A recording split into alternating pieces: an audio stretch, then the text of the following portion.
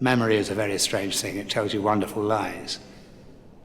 I'd rather have memory than photographs, because I prefer, however inaccurate my memory is, I prefer that memory than one which is prompted by the tedious reality of a photograph.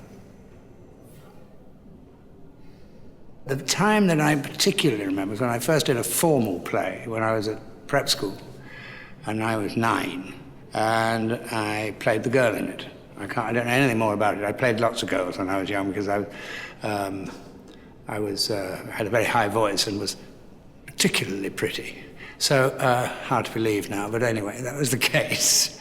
And so I played a lot of girls.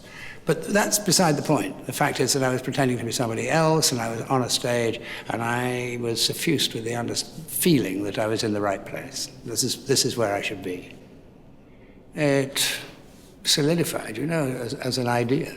Until by the time I left that school, the prep school, around about the age of 13, I really did know that I wanted to act. To put it in a much, much blunter way, I could think of no better way of showing off.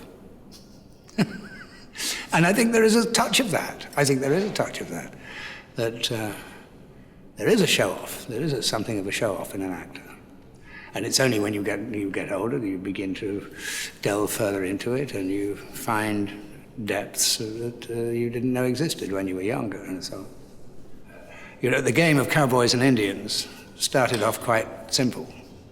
It's just got more and more complicated, and therefore more and more interesting, I think. There is no artist or craftsman, for that matter, who can afford not to observe.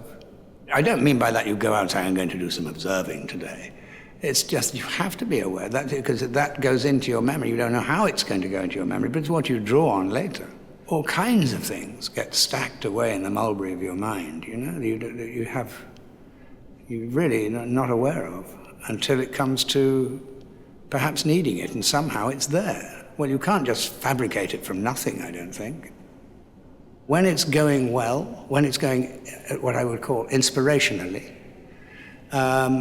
you don't know how you arrive there. You don't know how that happens, but it does. And when it is inspirational, I have no idea where my head is. My head is entirely with the character that I'm playing. I don't know who I am. I am that person for that time. You don't know when you're going to be inspired. That's the other thing. You don't know until you start. But the minute you put your foot on the stage, things can change. And suddenly something else takes over, some spirit takes over, and you might find that that's one of the most inspired performances you've given.